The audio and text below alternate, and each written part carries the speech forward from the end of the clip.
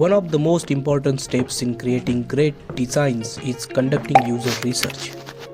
User research is the difference between creating something users love and something they live. It's all about understanding that the people you are designing for, their needs, their frustrations and their goals. Before you even talk to users, you need a plan. Ask yourself, what do I want to learn?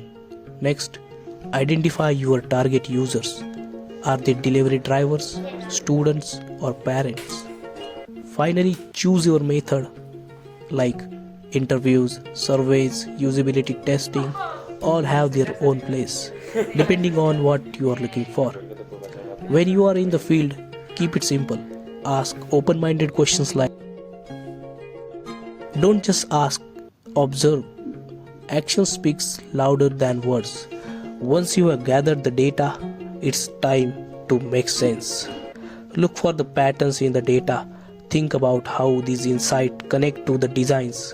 For it's about building reliability. For someone like a student I spoke with, it's about the speed and personalization. User research isn't just about gathering information.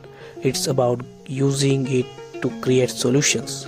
Every insights you gather should bring you closer to the design that truly works for your user.